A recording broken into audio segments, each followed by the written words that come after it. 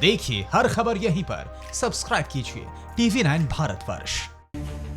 Delhi police की north west district की cyber crime team ने एक ऐसे हैकर को गिरफ्तार किया जिसने एक कंपनी का डेटाबेस हैक कर 4 साइबर अटैक कर करीब 18,000 मरीजों का डेटा डिलीट कर दिया। यही नहीं, करीब 3 लाख मरीजों के बिल के साथ भी छेड़खानी की गई है। 100 सेकंड में आपको दिखाते हैं कोरोना काल के बीच साइबर अटैक।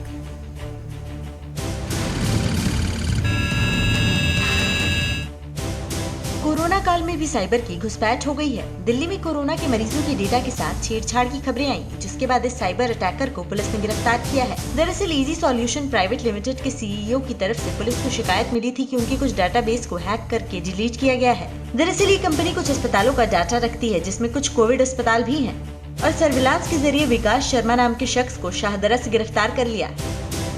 क्लाइंट्स के डेटा की सिक्योरिटी हमारे लिए हमेशा टॉप प्रायोरिटी रही है। हम इसे सुनिश्चित करने के लिए अत्याधुनिक टेक्नोलॉजी का इस्तेमाल करते रहे हैं। पिछले कुछ दिनों में हमारे डेटा के साथ छेड़खानी की घटना हमारी जानकारी में आई। हमने एडवांस टेक्नोलॉजी का प्रयोग करके सारे सिस्टम को 15 से 20 मिनट में ठीक कर दिया और सारे डेटा सुरक्षित बचा लिया।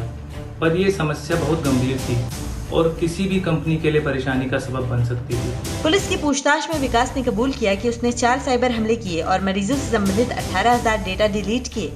लगभग 3 लाख मरीजों की बिलिंग जानकारी और लगभग 22,000 मरीजों की झूठी एंट्री की। ये समस्या बहुत गंभीर थी और किसी भी कंपनी के लिए परेशानी का सबब बन सकती थी। हमारी एक्सपर्ट टीम ने लॉग फाइल्स की जांच करके अटैक के आईपी एड्रेस का पता लगाया। मैं आश्वस्त करना चाहूंगा कि सारा डेटा सुरक्षित है और गोपनीय है। पुलिस की पूछताछ में विकास ने बताया कि इजी सॉल्यूशन प्राइवेट लिमिटेड में वो काम करता था। लॉकडाउन के दौरान कंपनी ने उसे निकाल दिया था। उसे वेबसाइट की संरचना और खामियों की पूरी जानकारी थी, इसलिए कंपनी को नुकसान पहुंचाने की ठान ली, जिसके चलते नुकसान होने पर कंपनी उसे समाधान निकालने के लिए वापस नौकरी पर रख ले। विधानसभा का सत्र बुलाने के लिए अशोक गहलोत एड़ी चोटी का जोर लगा रहे हैं, लेकिन राज्यपाल के सवालों के आगे गहलोत की जादूगरी काम नहीं कर रही है। दिन में राम धुन गाते और नारे लगाते कांग्रेसी रात में विधानसभा सत्र के लिए आनन फानन में प्रस्ताव पास करते नजर आए।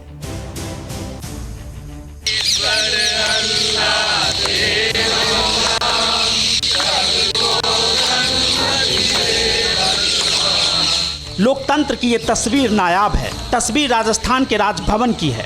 राजभवन में ये रामधुन चौंकाने वाली है। राजस्थान के राज्यपाल कलराज मिश्र जब सीएम के तर्कों के कायल नहीं हुए तो गहलोत की अगुवाई में कांग्रेसी विधायकों ने रामधुन छेड़ दी।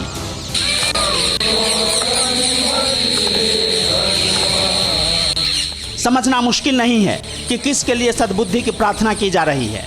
जयपुर में शुक्रवार दोपहर से शुरू हुआ यह ड्रामा रात तक चला। दिन में राजभवन पर धरना प्रदर्शन और नारेबाजी, फिर रत जगा। सत्ता चीज ही ऐसी है। विधानसभा सत्र बुलाने का प्रस्ताव पास कर दिया। गहलोत की मांग है विधानसभा सत्र बुलाने की, जिससे वह बहुमत साबित कर अगले 6 महीने के लिए अपना राजपाट सुरक्षित कर ले। लेकिन दबाव की राजनीति से जब महामहिम टस से मस नहीं हुए तो गहलोत की झल्लाहट निकल गई। इसमें समझ के परे है कि इतना क्या बड़ा षड्यंत्र इनका है कि सत्ता पक्ष सरकार कह रही है हम चाहते हैं असेंबली फ्लोर पे जाना चाहते हैं, और विपक्ष कह रहा है हम मांग नहीं कर रहे हैं। ये समझ के परे हैं। और फिर ये रामधुन। दरअसल राज्य सरकार को लिखी चिट्ठी में राज्यपाल ने सत्र को लेकर कई सवाल और शंकाएं जाहिर की।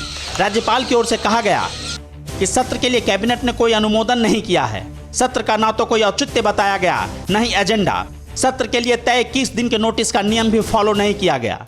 इसके बाद आनन फानन में आधी रात को गहलोत कैबिनेट बैठी और सत्र के लिए प्रस्ताव पास कर दिया गया। अड़ी सोमवार से शुक्रवार शाम 6 बजे सिर्फ TV9 भारतवर्ष पर।